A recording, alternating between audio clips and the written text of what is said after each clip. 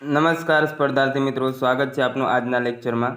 તો ભૂમિ સ્વરૂપનો આ છેલ્લાના આગળનો લેક્ચર આપણે ગણી શકીએ। આના પછી છેલ્લો લેક્ચર આપણું રહેવાનું છે। લાંબો ચેપ્ટર હતો અને થોડુંક સમજાવવા જેવું હતું, એટલે કહેવાય કે આપણું આ ચેપ્ટર થોડુંક ખેંચાયું એવું લાગે છે। તો જોઈએ ઘસારણ કાર્યથી રચાતા ભૂમિ સ્વરૂપો। તો નદીના ઘસારણ કાર્યથી વી આકારની ખીણ, જળધોધ, રચનાત્મક પગથિયાઓ અને કોતરો જેવા ભૂમિ સ્વરૂપો નિર્માણ પામે છે। તો કયા કયા નિર્માણ પામે છે તે ખાસ જોઈ લેવું। વી આકારની જે ખીણ હોય છે, આવી રીતે નદી આવે અને ખીણની રચના કરીએ તો એને આપણે વી આકારની ખીણ કહીએ છીએ। તે જે ઘસારણ કાર્યથી નિર્માણ પામે છે। ત્યારબાદ જળધોધ હોય, ઉપરથી આપણે જોયું જ હશે તમે જળધોધ એ। ત્યારબાદ રચનાત્મક પગથિયાઓ અને કોતરો હોય, ખાડીઓ આપણે કહીએ છીએ તે આ ભૂમિ સ્વરૂપો છે, તે ઘસારણ કાર્યથી રચાતા ભૂમિ સ્વરૂપો છે। સૌપ્રથમ આપણે જોવાના છે ખીણ। નદી ઉદ્ધર્વ ઘસારણ દ્વારા ખીણ બનાવે છે। ઉદ્ધર્વ એટલે કે નીચેની તરફ નદી આવે આગળ, તો તેના દ્વારા તે સામાન્ય રીતે ખીણ બનાવતી હોય છે। લંબાઈ, પહોળાઈ અને આકૃતિના આધારે આ ખીણને વી આકારની ખીણ, ગોર્જ, કેનિયનમાં વર્ગીકૃત કરવામાં આવે છે। 3 ભાગમાં એને વર્ગીકૃત કરવામાં આવે છે। એક વી આકારની, એક છે ગોર્જ અને ત્રીજી છે કેનિયન। ત્યારબાદ જોઈએ નદીમાં જળ જથ્થો વધારે હોવાથી વહન વેગ વધે છે, જેથી ખીણની ઊંડાઈ વધે છે। નદી પ્રારંભમાં ખીણને ઊંડી બનાવે છે। તો આપણને ખ્યાલ છે કે નદીમાં જળ જથ્થો વધારે હોય તો એના કારણે એની ઝડપમાં વધારો થાય છે, અને તેના કારણે ખીણે હવે ઝડપથી આવી એટલે વધારે ઘસારણ કરશે, તો તેના કારણે ખીણની ઊંડાઈ પણ આપણને વધતી જોવા મળે છે। નદી પ્રારંભમાં ખીણને ઊંડી જ બનાવવાનું કાર્ય કરે છે, કારણ કે યુવાવસ્થામાં નદી હોય છે ત્યારે તેનો આકાર અંગ્રેજીના વી અક્ષર જેવો હોય છે, તેથી આ ભૂમિ સ્વરૂપને વી આકારની ખીણ કહેવામાં આવે છે। વી આકારની ખીણ કહેવા પાછળનું કારણ એવું છે કે એનો આકાર કેવું આવી રીતે અહીંયા નીચેની તરફ નદી આમ વીની રચના કરે છે, તેથી તેને વી આકારની ખીણ કહેવાય। એક બીજી ખીણ યુ આકારની ખીણ પર આપણે આગળ જોઈશું। આ ખીણમાં પહોળાઈ કરતાં ઊંડાઈ વધારે જોવા મળે છે। ઉપરની તરફ પહોળી હોય ને નીચેની તરફ જતા તે ઊંડી થતી જાય છે। ગોર્જ એક ઊંડી અને સાંકડી ખીણ હોય છે, જે બંને બાજુ એકદમ સીધી હોય છે। ગોર્જ કેવી હોય કે બંને તરફથી આમ સીધી હોય ને કહેવાય કે ઊંડી અને સાંકડી ખીણ હોય છે। ત્યારબાદ આગળ જોઈએ કેનિયનની બાજુઓ પર પણ તીવ્ર ઢાળવાળી હોય છે, અને તે પણ ગોર્જની જેમ ઊંડી હોય છે। કેનિયનને ગોર્જ કહેવામાં આવે તો લગભગ સમાંતર ધરાવતી જોવા મળે છે। ગોર્જની પહોળાઈ તેના તળિયાથી ઉપરના ભાગ સુધી લગભગ એક સમાન હોય છે। ગોર્જ હોય તે નીચેથી ઉપરની તરફ પહોળાઈ સમાન ધરાવે છે। તેનાથી વિપરીત કેનિયનમાં તળિયાની સાપેક્ષે ઉપરની ભાગની પહોળાઈ વધારે હોય, જ્યારે કેનિયન હોય તે આવી રીતે સેજ હોય કે આપણે ઉપરની તરફ જતા જઈએ તેમ તેમ પહોળાઈ વધે અને નીચેની તરફ આવતા જઈએ તેમ પહોળાઈ એની ઘટતી જોવા મળે છે।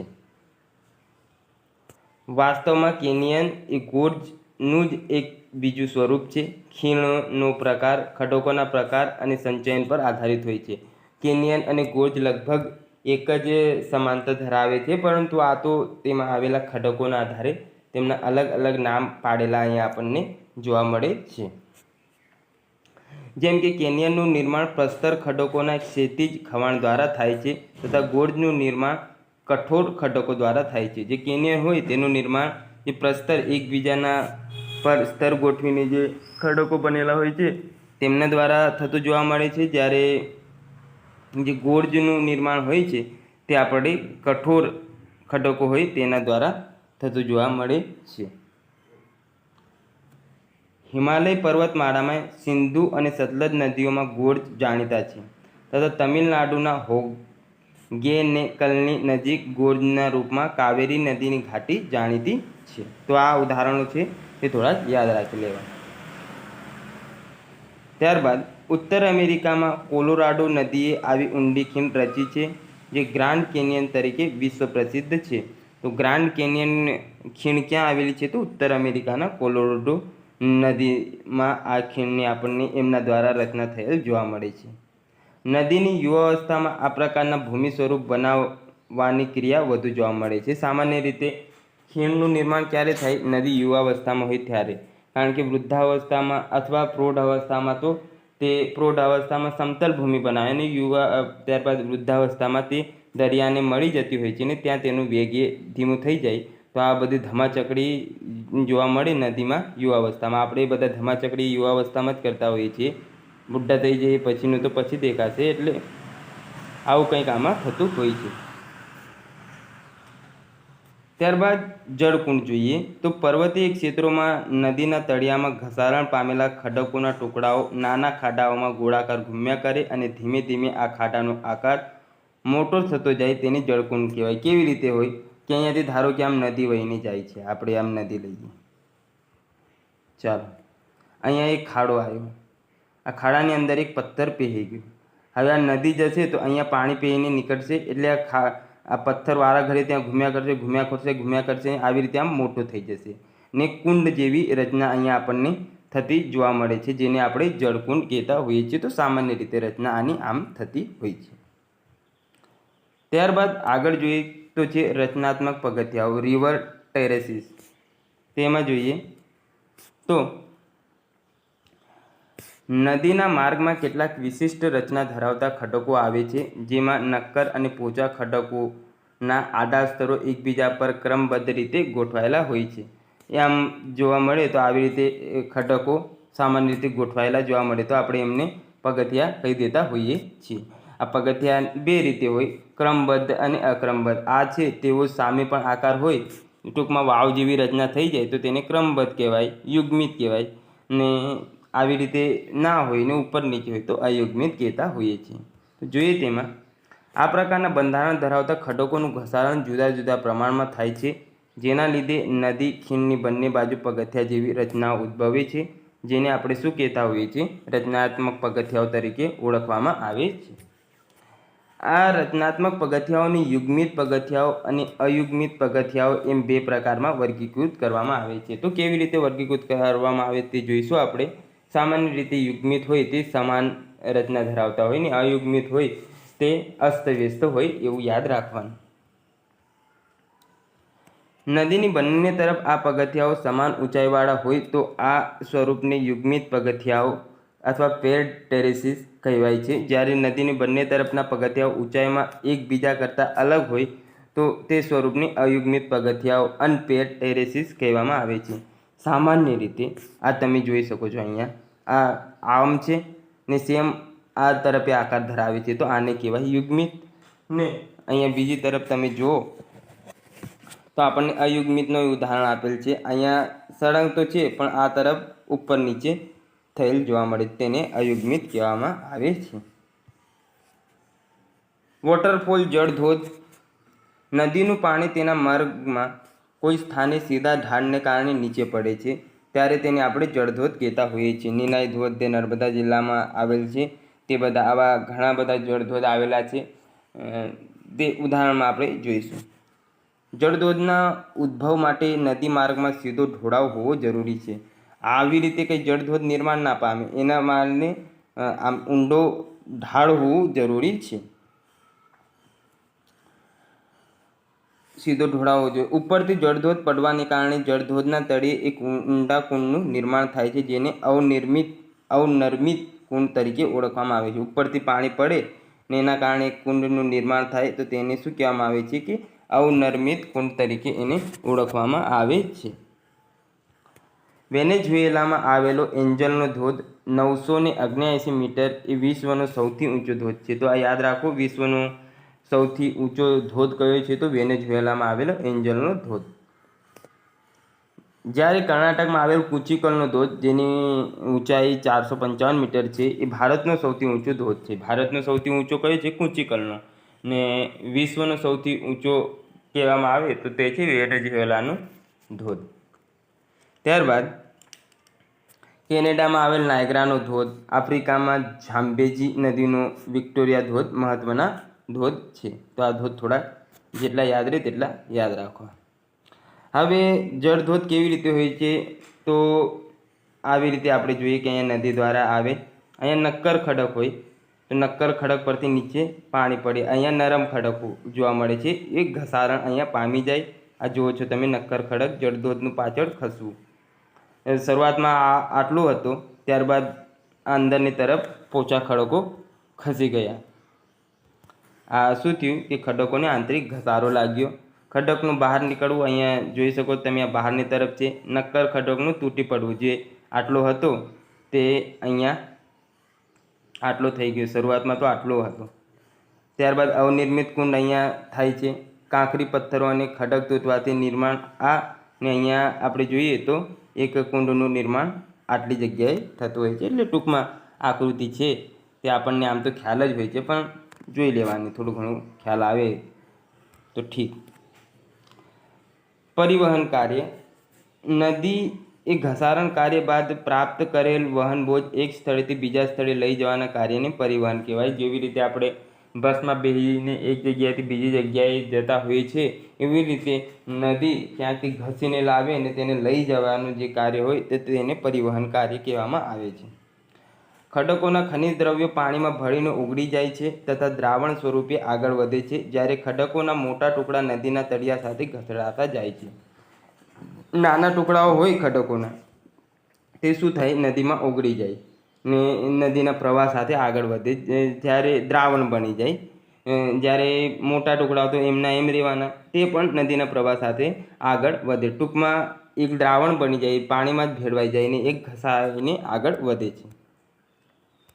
ત્યારબાદ નિક્ષેપણ કાર્ય. તો પાણીના વેગમાં ઘટાડો થતાં નદીના આ ક્ષમતામાં ઘટાડો થાય છે અને નદી પોતે ઘસારણ કાર્ય દ્વારા મેળવેલા વહન બોજને આગળ લઈ જવા સક્ષમ હોતી નથી અને વધારાનું વહન બોજ જે તે સ્થળે પાથરે. આ પ્રક્રિયા નિક્ષેપણ કહેવાય. બસમાં બેહું, આપણે બસમાં દોડતા જઈએ એટલે ઘસાતા જઈએ છીએ તો એને ઘસારણ કહેવાય. ત્યારબાદ બેસી ગયા એને પરિવહન કહેવાય ને ઉતરી ગયા તેને નિક્ષેપણ કહેવાય. એક જગ્યાએથી પકડ્યું, એક જગ્યાએ નાખી દીધું તો આને નદી દ્વારા ઘસારણના કાર્યો કહેવાતા હોય છે. એક્ઝામ્પલ તરીકે નિક્ષેપણ કાર્યથી રચાતા ભૂમિ સ્વરૂપો જોઈએ. શરૂઆતમાં આપણે જોઈએ ઘસારણથી જોયા, હવે નિક્ષેપણથી કેવા કેવા ભૂમિ સ્વરૂપો નદી બનાવે છે તો તે આપણે જોવાના છીએ. સૌપ્રથમ છે કાપના શંકુ. આ જોઈ લે. આ નિક્ષેપણથી કાપના શંકુ, પંખાકાર મેદાનો, પૂરના મેદાનો અને મુક્ત ત્રિકોણ મેદાનનું નિર્માણ સામાન્ય રીતે આપણને તો આ રચનાઓ જોવા મળે છે. સૌપ્રથમ છે એલ્યુવિયલ કોન્સ, કાપના શંકુ. પર્વત પરથી નીચે આવતી નદી પોતાની સાથે વિપુલ પ્રમાણમાં માટી હોય, કાંકરા હોય, રેતી જેવા વિવિધ બોજ લાવે છે. પર્વત પરથી મેદાનમાં પ્રવેશતી વખતે નદીનો વેગ ધીમો પડે છે. હવે ઉપરથી આવી ત્યારે તો એક તો વેગ વધારે હતો. વેગ કેમ વધારે હતો તો ઢાળ હતો ને ત્યાંથી ઉત્પન્ન જ થતી હતી નદી, એના કારણે વેગ વધારે હતો. હવે જેમ જેમ આગળ થતી જાય છે તેમ તેમ એનો વેગ જે હોય તે ઘટતો જાય છે અને ઢાળમાં એ ધીમે ધીમે હવે ઘટાડો થતો જોવા મળે છે, જેના લીધે નદીમાં રહેલો વહન બોજ નિક્ષેપણ પામવાથી સીધો ઢાળવાળો ઊંચો શંકુ આકારના ઢગ રચાય છે, જેને કાપના શંકુ તરીકે ઓળખવામાં આવે છે. ઉપરથી આવે નીચે કહેવાય કે આઈને કાપને પાથરી દે તો એવી રીતે કાપના શંકુનું નિર્માણ આપણને થતું જોવા મળે છે. ત્યારબાદ છે પ્રાકૃતિક તટબંધ. સામાન્ય રીતે પૂર વખતે નદી પોતાના બંને કિનારે કાપ તથા માટીના નિક્ષેપણ દ્વારા લાંબા તથા પ્રમાણમાં ઓછી ઊંડાઈના ઢગની રચના કરે છે, જેને પ્રાકૃતિક તટબંધ કહે. નદી પોતાની સાથે કાપ લાવતા થાકી ગઈ ને આ કિનારો છે તો ત્યાં બંને તરફ આ કાપને પાથરી દે તો તેના કારણે કહેવાય કે પ્રાકૃતિક તટબંધની રચના થતી હોય છે. તટ પર જે બંધ એટલે નદીના કિનારે જે બંધ બાંધવામાં આવે તેને તટબંધ કહેવાય ને પ્રાકૃતિક રીતે આ બંધ બંધાય તો તેને પ્રાકૃતિક તટબંધ કહેવામાં આવે છે. આવા તટબંધ સામાન્ય પૂરની સ્થિતિમાં આજુબાજુના પ્રદેશને રક્ષણ પૂરું પાડે છે. તટબંધ પૂર સામે રક્ષણ મેળવવા માટે કૃત્રિમ રીતે પણ બનાવી શકાય છે, જે આપણે અમુક વાર બનાવી વધારે પડતું પૂર આવી જાય તો અત્યારના સમયમાં જોવા મળે છે કે એવા તટબંધો બનાવવામાં આવે છે. ત્યારબાદ જોઈએ પૂરના મેદાનો. જે રીતે ઘસારણ દ્વારા ખીણ બને છે તે જ પ્રકારે નિક્ષેપણ દ્વારા પૂરના મેદાનો વિકસિત થાય છે। જ્યારે નદી તીવ્ર ઢાળવાળા વિસ્તાર તરફથી મંદ ઢાળવાળા વિસ્તારમાં પ્રવેશ કરે ત્યારે મોટા આકારના પદાર્થો પહેલાં જ નિક્ષેપિત થઈ જાય છે। નદી સામાન્ય રીતે ઉપરથી નીચેની તરફ આવે તો જે મોટા કાંકરા અથવા રજ હોય તે પહેલાં જ નિક્ષેપિત થઈ જાય છે। જ્યારે નાના પદાર્થો જેવા કે રેતી, ચીકણી માટી અને કાદવ વગેરે અપેક્ષાકૃત મંદ ઢાળમાં વહીતી ઓછા વેગવાળી જળધારાઓમાં મળે છે। જ્યારે પૂર આવે ત્યારે આ પાણી તટોની આસપાસ ફેલાય અને આ પદાર્થોમાં જ જમા થઈ જાય છે। તો સામાન્ય રીતે આપણે જોઈએ કે મોટા પથ્થરો તે પહેલાં જ કહેવાય કે ત્યાં ભેગા થઈ જતા હોય છે, ને જ્યારે ચીકણી માટી અને રેતી અને બધું હોય નદીની સાથે થોડુંક થોડુંક ઘસાતું રહેતું હોય છે ને વહન પામતું હોય છે। જ્યારે વધારે પડતું પાણીનો પ્રવાહ આવે ત્યારે જોવામાં આવે છે તો આ આગળ પ્રવાહિત થઈને ને ત્યાં થોડાક એક જગ્યાએ પછી ભેગા થતા જોવા મળે છે, જ્યાં મંદ ગતિ પછી થઈ જાય ત્યાં। ત્યારબાદ આગળ જોઈએ, નદીના નિક્ષેપણથી બનેલા આવા મેદાનો પૂરના મેદાનો કહેવાતા હોય છે। નદીમાં વધારે પડતું નિક્ષેપણ અને પૂરના કારણે જે મેદાનો બને તો તેને આ પ્રકારના પૂરના મેદાનો કહેવામાં આવે છે। ત્યારબાદ છે નદી વિસર્પ। કોઈ નદી જ્યારે મેદાનમાં વહે છે કે જેનો ઢાળ ઘણો મંદ હોય તો નદી વિસર્પ આકાર બનાવતી વહે છે। આ રીતે વિકસિત થતા સ્વરૂપને નદી વિસર્પ કે નદી વળાંકો કહેવામાં આવે છે। તો આવી રીતે તમે જોઈ શકો તો વિસર્પ એટલે કે આમ ધીમે ધીમે નદી વહે છે તો તેને આપણે વિસર્પ કહેવામાં આવે છે, અથવા નદી વળાંકો કે વળાંક લે નદી તો તેને આપણે નદી વળાંકો કહેતા હોઈએ છીએ। નદી વિસર્પ વહનના ઢાળ, સંગઠિત પાણીનો જથ્થો, પાણીનું દબાણ તથા વહેતા જળના કોરિયોલિસ બળના પ્રભાવ વગેરે જેવા પરિબળો પર આધાર રાખે છે। નદીના પ્રવાહ માર્ગમાં આવતા આવા વળાંકમાં તેની અંતર્ગોળ બાજુએ સૌથી વધુ ઘસારણ થાય છે। તો નદી આમ થાય તો જે અંતર્ગોળ ભાગ હોય આ આટલો ભાગ અંદરની તરફનો કૂવો તેમાં સૌથી વધારે આમથી આમ કહીએ આવી રીતે, તો અહીંયા વધારે લોડ પડ્યો તો અહીંયા સૌથી વધારે ઘસારણ આપણને થતું જોવા મળે છે। તો તેના કારણે ગોખુર સરોવર નિર્માણ પામે। કેવી રીતે પામે તે જોઈશું આપણે। આ જોઈ લો તમે, અહીંયા વિસર્પ આગળ છે, પછી પૂરના મેદાનો અહીંયા વધારે પડતું પૂર આવી ગયું એટલે થોડીક જાડી છે ને આ ગોખુર સરોવર। ગોખુર સરોવર જોઈએ તો જ્યારે નદી વિસર્પાકારે વહન કરે ત્યારે આ વળાંક એસ આકારનો હોય છે અને આ વળાંક ધીમે ધીમે મોટો થતાં મુખ્ય નદીથી અલગ થઈ જાય છે અને ઘોડાની નાળ આકારના નળાકાર સરોવરની રચના કરે છે। આ અલગ થયેલ નદીના ભાગને ગોખુર સરોવર કહે। કેવી રીતે આની નિર્માણ અથવા રચના થાય તે આપણે જોઈએ તો આવી રીતે નદી આવી હવે આ નદી આવી પછી અહીંથી ગઈ, હવે આવતા આવતા આવતા આવતા પછી આમ ધીમે ધીમે ધીમે ધીમે ધીમે અહીંથી આવવા લાગી ગઈ સીધી, એમ વળાંક નહીં ને સીધી આવી ગઈ તો આટલો ભાગ છે તે અહીંયાથી છૂટો પડી ગયો ને આ છૂટો પડી ગયો જે ભાગ તેને કહેવામાં આવે છે ગોકુળ સરોવર, જે આપણે આકૃતિમાં અહીંયા તમે જોઈ શકો છો। ત્યારબાદ આપણે જોઈએ તો હિમનદી છે આગળનો ટોપિક। તો એમાં જોવાના છીએ આપણે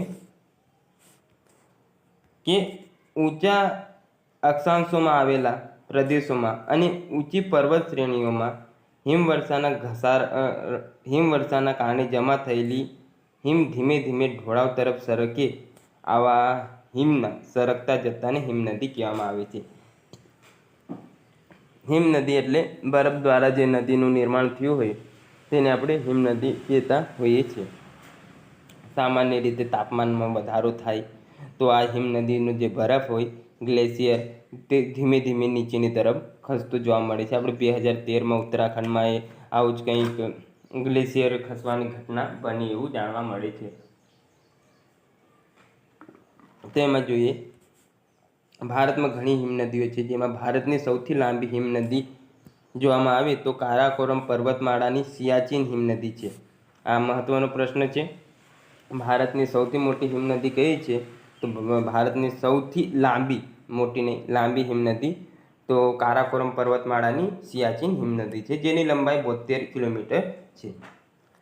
ભારતની ભારતની બે મુખ્ય હિમનદીઓ ગંગા અને યમુના ક્રમશઃ ભારતની જે મુખ્ય નદીઓ છે ગંગા અને યમુના તે ગંગોત્રી અને યમનોત્રી હિમનદીઓમાંથી નીકળે છે.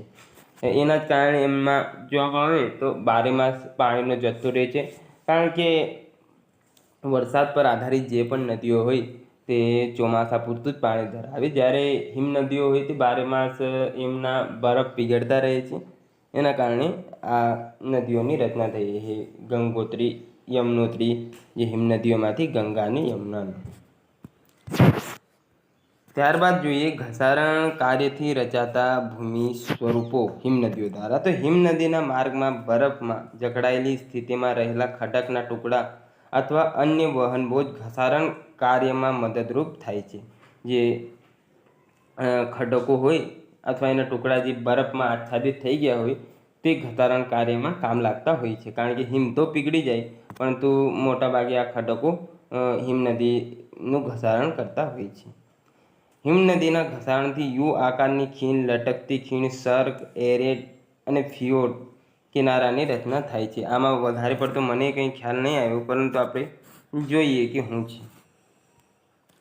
સર્ક પર્વતીય ક્ષેત્રમાં આવેલી હિમનદી પોતાના માર્ગમાં ઘસારણ કાર્યથી એક ઊંડો આરામ ખુરશી જેવો ગર્ત બનાવે છે, જેને સર્ક કહે છે. કેવી રીતે? તો હિમનદી અહીંથી આવી ને હિમ આચ્છાદિત કર્યું ને આમ ઢાળ પર આમ મસ્ત ખુરશીની જેમ એક ભાગ બનાવ્યું, ગર્ત બનાવ્યું, આરામ ખુરશી જેવી રીતે હોય છે તેવી રીતે.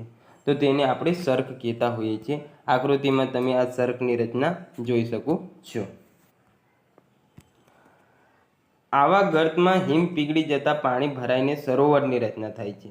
હિમ પીગળી જાય પછી ત્યાં આરામ જેવું છે, એટલે બહુ ઢાળ તો ના હોય, આમ થોડું ઊંડું હોય, એટલે ત્યાં બરફ પીગળી જાય તો પછી પાણીથી એક સરોવરની સરસ મજાની રચના આપણે થતી જોવા મળે છે, જેને હિમનદીકૃત સરોવર, ટાર્ન અથવા સર્ક સરોવર કહેવામાં આવે છે. સર્ક સરોવર કેમ કહેવામાં આવે? કારણ કે સર્કની રચના થઈને ત્યારબાદ તેમાં સરોવર બની ગયું એટલે. ત્યારબાદ એમાં આગળ જોઈએ તો નિક્ષેપણ કાર્ય. જ્યારે આ રહી ગયા તરફ જોઈએ તો હા આ બાકી છે. હા, ત્યારબાદ છે એરેટ. જ્યારે કોઈ પર્વતની બંને બાજુઓ પર સર્ક રચાય ત્યારે બે સર્કની વચ્ચેનો પર્વતનો ભાગ સાંકડો અને તીક્ષ્ણ દાંતા જેવો બને, જેને એરેટ કહેવાય. આ તરફ એ સર્ક બની ગયો, આ તરફ એ સર્ક બની ગયો ને આ ભાગ હોય તે દાંતા જેવો, આમ પર્વતોનો ભાગ હોય તે દાંતા જેવો બની જાય, કારણ કે આમ તીક્ષ્ણ બની જાય. તો આ જે તીક્ષ્ણ ભાગ હોય તેને શું કહેવામાં આવે છે? એરેટ. ત્યારબાદ યુ આકારની ખીણ છે. હિમ આવરણની પહેલાં નદીઓ દ્વારા બનાવેલી વી આકારની ખીણમાં વહે છે. આ વી આકારની ખીણમાં હિમનદીઓ વહેતા વીને યુ બનાવી દે. તો આવી રીતે વીમાંથી પછી યુ આકારની ખીણ બની જતી જોવા મળે છે. જે આપણે જોઈએ તો હિમ આવરણની પહેલાં નદીઓ દ્વારા બનાવેલી વી આકારની ખીણોમાં વહે છે. હિમનદી ઘસારણ કાર્ય દ્વારા પોતાના તળિયે વધારે પહોળું અને ઊંડું તથા ખીણની બંને બાજુ તળેટીને લંબ અને સીધા ઢાળવાળી બનાવે છે, જેને વી આકારની ખીણ અથવા યુ આકારમાં પરિવર્તિત થાય છે, જેને યુ આકારની ખીણ કહે છે. તો વી આકારની ખીણ જ યુ આકારમાં બની જતી હોય છે. યુએસએમાં યોસોમાઇટની ખીણ તેનું ઉત્તમ દ્રષ્ટાંત છે. તો યુ આકારની ખીણનું આ સરસ મજાનું દ્રષ્ટાંત છે. ત્યારબાદ છે લટકતી ખીણ. તો મુખ્ય હિમનદી યુ આકારની ખીણમાં તેની આસપાસની સહાયક હિમનદીઓ યુ ખીણો તેમાં ભળે છે. મુખ્ય હિમનદીઓની ખીણ જે સ્થાને સહાયક હિમનદીની ખીણને મળે છે ત્યાં તીવ્ર ઢોળાવ તૈયાર થાય છે. જ્યારે આ ખીણમાંનો બરફ પીગળે ત્યારે નાની યુ ખીણો લટકતી હોય તેવું દેખાય છે. આથી આ પ્રકારની ભૂમિ સ્વરૂપને લટકતી ખીણ કહે છે. મને કંઈ ખ્યાલ નહીં આવ્યો એટલે આમાં કંઈ સમજાવી શકું તેમ છું નહીં. કેલિફોર્નિયામાં એસોમાઇટ ખીણમાં આ પ્રકારના દ્રષ્ટાંતો જોવા મળે છે. લટકતી ખીણોને પ્રપાતી ખીણો પણ કહે છે.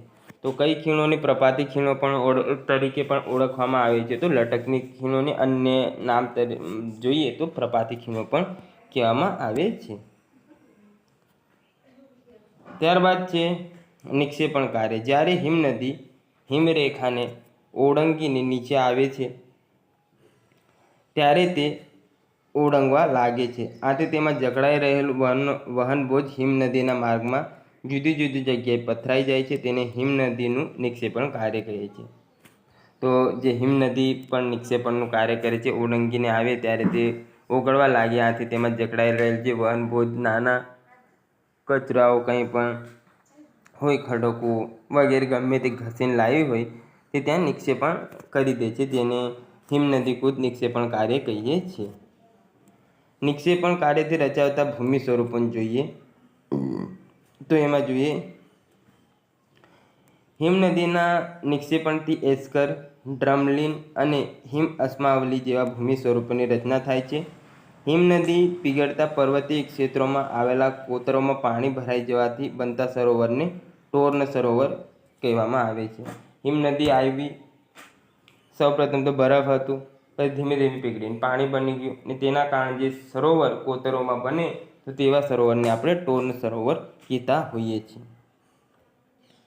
ત્યારબાદ આપણે જોઈએ તો એમાં છે હિમ અસ્માવલી. પીગળતા હિમનદી દ્વારા મિશ્રિત રૂપથી ભારે પદાર્થોના નિક્ષેપણને હિમ અસ્માવલીના રૂપમાં ઓળખવામાં આવે છે. જે ભારે પદાર્થો હોય તેમનું જે નિક્ષેપણ કાર્ય કરવામાં આવે તો તેમને આપણે હિમ અસ્મીઓ લઈ આવી હિમનદી, તો તેમને હિમ અસ્માવલીઓ કહેવામાં આવે છે. જે સ્થાનના આધારે અંતિમ હિમ અસ્માવલી, પાર્શ્વીય હિમ અસ્માવલી, મધ્યસ્થ હિમ અસ્માવલી અને તલસ્થ હિમ અસ્માવલી કહેવામાં આવે છે. ટૂંકમાં આ બધી અસ્માવલીઓ જ હોય, પરંતુ તે અલગ અલગ સ્થાન પર હોય તેના આધારે તેના નામ પાડ્યા છે.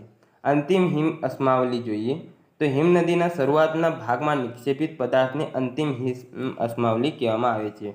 નામ છે અંતિમ, પણ નિક્ષેપિત થાય શરૂઆતમાં. તો તેમાં જોઈએ તમે જોઈ શકો છો કે આ રહ્યું અંતિમ હિમ અસ્માવલી. ત્યારબાદ જોઈએ પાર્શ્વીય હિમ અસ્માવલી. હિમનદીના બંને કિનારાની બાજુએ નિક્ષેપિત પદાર્થને પાર્શ્વીય હિમ અસ્માવલી કહેવાય. તો આ તમે જોઈ શકો છો, આ હિમનદી હતી ને બંને કિનારા તરફ અહીંયા જે અસ્માવલીઓ નિક્ષેપિત થઈ તેને પાર્શ્વીય હિમ અસ્માવલી કહેવામાં આવે છે. ત્યારબાદ છે મધ્યસ્થ હિમ અસ્માવલી. જ્યારે બે હિમનદીઓ ભેગી થઈને એક મોટી હિમનદી બનાવે તો તેના સંગમ સ્થાન વચ્ચેના ભાગમાં નિક્ષેપિત પદાર્થને મધ્યમ હિમ અસ્માવલી કહેવામાં આવે છે. તો જો અહીંયા તમે આ તરફથી કોઈ આવી હશે નદી ને એક આ તરફથી આવી હશે ને બંને ભેગી થઈને જે બનાવ્યું તો તેને મધ્યસ્થ હિમ અસ્માવલી કહેવામાં આવે. એક અંતિમ હોય જે શરૂઆતમાં હોય, પાર્શ્વીય હોય જે બંને નદીઓ આમ નદી જાય અને બંને તરફ જે અસ્માવલી બનાવે તેને, ને મધ્યસ્થ જે મધ્યમાં હોય તેને. ને તલસ્થ હિમ અસ્માવલી કોને કહેવાય તો હિમનદીના તળિયે નિક્ષેપિત થતા પદાર્થને તલસ્થ હિમ અસ્માવલી કહેવામાં આવે છે. એટલે તળિયે જે ભેગા થાય તેને. તો આવી રીતે 4 ભાગમાં વિભાજિત કરવામાં આવેલ છે. ત્યારબાદ છે એસ્કર. ઉનાળાની ઋતુમાં હિમનદીના પીગળવાથી પાણી હિમ સપાટીની ઉપરથી વહે છે. હિમની સપાટી હોય, ઉપરથી પાણી આવ્યું હોય ને તે હવે હિમની ઉપરથી જ વહે, કારણ કે એટલું બધું તાપમાને ના હોય ઠંડા પાણીનું કે બધા બરફને ઓગાળી દે. આ પાણી હિમનદીઓના નીચે એકત્રિત થઈ બરફની નીચે નદીની ધારામાં પ્રવાહિત થાય છે, જે પોતાની સાથે ખડકના ટુકડા, ગોળાર્ધમાં અને નાના પથ્થરો લાવી હિમનદીના નીચે બરફ ઘાટીમાં જમા થાય છે. તો સામાન્ય રીતે નદીની ઉપર બરફ હોય ને નીચેથી પાણી વહેવાની જે ક્રિયા થતી હોય તો તેને આપણે એસ્કર કહેતા હોઈએ છીએ. જે બરફ પીગળ્યા બાદ એક વક્રાકાર કટકના રૂપમાં મળે છે તેને એસ્કર કહેવાય છે. આ એ મને બહુ ખ્યાલ આવ્યો નહીં, પરંતુ જે છે તે મેં તમને વાંચીને સંભળાવ્યું. ત્યારબાદ છે ડ્રમલિન. જ્યારે તલસ્થ હિમ અસ્માવલીઓ એટલે છેલ્લે, તલસ્થ એટલે છેલ્લે જે હિમ અસ્માવલીઓ હોય તે આકાર ઊંધી પડેલી હોડી જેવો દેખાય તેને ડ્રમલિન કહેવાય. જે તલસ્થ એટલે છેલ્લે જે અસ્માવલીઓ ભેગી થઈ એમનો આકાર આમ ઊંધી પડેલી હોડી જેવો દેખાય તો તેને આપણે શું કહેવા હોઈએ છીએ? ડ્રમલિન. જે 1 કિલોમીટર લંબાઈ અને 30 મીટર ઊંચાઈ સુધી હોય છે. ડ્રમલિનના હિમનદીના મુખનો ભાગ સ્ટોસ તરીકે ઓળખાય, જે પૂંછડીનો ભાગ તીવ્ર ઢાળ ધરાવે છે ને શરૂઆતનો ભાગ તે શું કહેવાય? સ્ટોસ. ડ્રમલિન હિમનદીના પ્રવાહની દિશાનો નિર્દેશ કરે છે કે હિમનદી કઈ તરફ વહે છે તેનો નિર્દેશ આ ટર્મલિન કરતા હોય છે. ત્યારબાદ આપણે આગળ જોઈએ તો આગળનો આપણે છે પવન. તો પવન થોડુંક જોઈ લઈએ ખાલી પવન કે શું છે તે. બિલ્લીનું ટોપ થોડોક લાંબો પડશે તો ખાલી પવન જોઈ લઈએ. પવન વાઇન્ડ અંગ્રેજીમાં કહેવાય તો ભૂપૃષ્ઠ ઉપર રચાતા વિવિધ ભૂમિ સ્વરૂપોની રચનામાં પવન એક અગત્યનો ભાગ છે.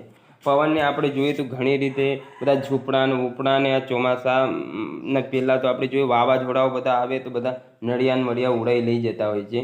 તો આ બધું ઘસારણ પવન દ્વારા થઈ જ્યાં ને ત્યાંથી પ્લાસ્ટિકો લઈ આવે બધું કાદવ કચરોને એટલે ટૂંકમાં સાફ કરવાનું જ કામ કરે છે. આપણે જે ગંદકી ફેલાવીએ તેને બધું ભેગું કરીને ઉડાવવાનું કામ કરે છે તે પવન સમીર એ બધું એનું નામ હોય છે.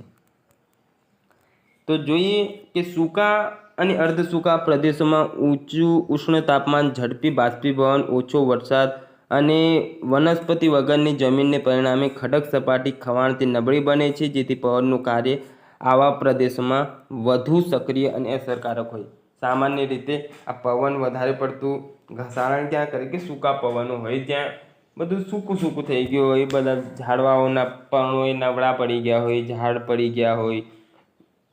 રણ પ્રદેશમાં જોઈએ તો ખડકો તડકાના કારણે નબળા પડી ગયા હોય તો ત્યાં સામાન્ય રીતે પ્રમાણમાં વૃક્ષોનું પ્રમાણ ઓછું હોવાના કારણે વધારે પડતું પવનના કારણે ઘસારણ ત્યાં જોવા મળે છે. પવનના માર્ગમાં કોઈ અવરોધ આવવાથી અધોગામી તથા ઉર્ધ્વગામી પ્રવાહ ઉત્પન્ન થાય છે, જેનાથી ભંવર અને વાતાવૃતનું નિર્માણ થાય છે. તો ભંવર આપણે જોઈએ તો તે ચક્રવાત હોય છે તેને સામાન્ય ભાષામાં ભંવર આમ ભમરડા જેવું ફરે તેને ભંવર આપણે કહેતા હોઈએ છીએ. ઘસારણ કાર્ય જોઈએ તો પવન પોતાના વહન માર્ગમાં આવતા પદાર્થોને પોતાની સાથે લઈ જઈ માર્ગમાં આવતા ખડકોનું ઘસારણ કરી અનેક ભૂમિ સ્વરૂપોનું નિર્માણ કરે તેને પવનનું ઘસારણ કહેવામાં આવે છે. ઘસીને નવો આકાર આપી દે તો તેને આપણે ઘસારણ કહેતા હોઈએ છીએ અને એના કારણે એ અલગ અલગ પ્રકારના ભૂમિ સ્વરૂપોનું નિર્માણ કરતો જોવા મળે છે પવન. તો એમાં કયા કયા ભૂમિ સ્વરૂપો છે તે જોઈ લઈએ ખાલી નામ. પવનના ઘસારણ કાર્ય દ્વારા પવનગર્ત, ભૂછત્ર ખડક, જયુગેન, યાર્ડંગ, ઇન્સેલબર્ગ વગેરે સ્વરૂપો નિર્માણ થાય છે. આ કયા કયા ભૂમિ સ્વરૂપો કોના કારણે નિર્માણ થાય તે યાદ રાખી લેવું. પવનગર્ત, ભૂછત્ર ખડક, જયુગેન, યાર્ડંગ, ઇન્સેલબર્ગ વગેરે હોય છે તે પવન દ્વારા ઘસારણ પવનના જે ઘસારણ કાર્યથી નિર્માણ પામતા ભૂમિ સ્વરૂપો છે. તો આજે અહીંયા સુધી રાખીએ. આગળ જોઈશું પવન, ત્યારબાદ બીજું એ છે તે કયું છે ભૂમિગત જળ. તો તેના દ્વારા એ ઘસારણ દ્વારા કયા ભૂમિ સ્વરૂપો નિર્માણ પામે છે તે બધું જોઈશું. તો મળીએ નવા લેક્ચરમાં.